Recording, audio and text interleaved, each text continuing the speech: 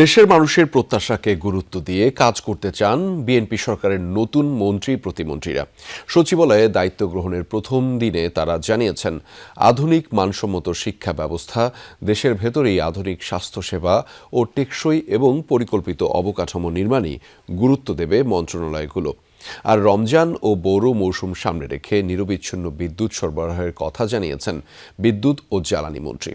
মন্ত্রীরা জানান, সমস্যা চিহ্নিত করে পরিকল্পনা মাফিক প্রকল্প বাস্তবায়ন করতে চান তারা। ম্যাটাডোর নিয়ে এলো স্মার্ট ইনস্টাওয়াল। এটি ইঞ্জিনিয়ারিং প্লাস্টিকে তৈরি মজবুত দেয়াল। মন্ত্রণালয়ে পৌঁছানোর পর নিজ নিজ দপ্তরের কর্মকর্তারা স্বাগত জানান নতুন দায়িত্বপ্রাপ্ত মন্ত্রী প্রতিমন্ত্রীদের। প্রথমেই কর্মকর্তাদের সাথে বৈঠক করেন বিদ্যুৎ, জ্বালানি ও খনিজ সম্পদ মন্ত্রী ইকবাল হাসান মাহমুদ। বৃহস্পতিবার থেকে রমজান শুরু আর সামনে ঈদ মৌসুম। এ সময় নিরবিচ্ছিন্ন বিদ্যুৎ সরবরাহ অগ্রাধিকার পাবে জানান মন্ত্রী। এখন আমার কাছে রোজা আর ইরিগেশন, এটাকে ঠিকমতো ম্যানেজ করার পরে ভবিষ্যৎ পরিকল্পনা পরে করব। সড়ক পরিবহন, রেল ও নৌপথ, তিন সেবা খাতের বড় মন্ত্রণালয়ের দায়িত্ব নবাগত শেখ রবিউল আলমের কাঁধে। জানালেন, সড়ক, রেল ও নৌ মন্ত্রণালয়ের অবকাঠামোগত সমস্যা খতিয়ে দেখে ব্যবস্থা নেবেন তিনি। কি অসঙ্গতিগুলি আছে, কোন কোন জায়গাতে কাজ করার সুযোগ আছে, কোনটা খুব স্মুথলি চলছে, কোনটার প্রয়োজন আছে, কোনটার প্রয়োজন নেই, অপচয় কতটুকু আছে, আরও বান্ধব কিভাবে করা যায়।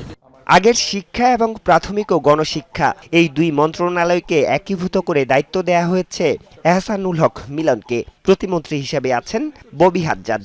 সমস্যা চিহ্নিত করে যুগোপযোগী শিক্ষা ব্যবস্থা গড়ে তোলার কথা বলেন তারা। আমাদের এডুকেশন সেক্টরে আমাদের শুধু হাই জাম্প না, পোল ভল জাম্প দিতে হবে, যে আমাদের শিক্ষা ব্যবস্থাকে যুগ উপযোগী শিক্ষা ব্যবস্থা করতে হবে।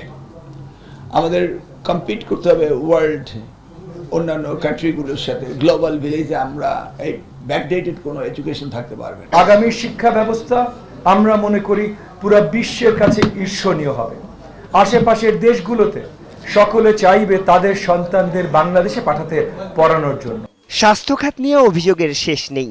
দায়িত্ব নিয়ে নতুন মন্ত্রী সর্দার সাখাওয়াত হোসেন জানালেন, দেশের বাইরে গিয়ে যেন চিকিৎসা নিতে না হয় সেই দিকেই হাঁটবে তার মন্ত্রণালয়।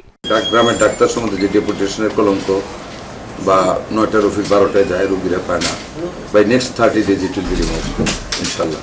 দায়িত্ব নিয়েই ভয়হীন গণমাধ্যমের আশ্বাস দিয়েছেন নতুন দায়িত্বপ্রাপ্ত তথ্যমন্ত্রী। গণমাধ্যমের স্বাধীনতা পরিকল্পনা দিয়েছেন, ফলে আমরা বাংলাদেশে একটা ভয়মুক্ত গণমাধ্যমের পরিবেশ তৈরি করবো ইনশাআল্লাহ। সাধারণ মানুষের প্রত্যাশাকে গুরুত্ব দিয়ে মন্ত্রণালয় পরিচালনা করার কথা বলেন নবনিযুক্ত আরও কয়েকজন মন্ত্রী।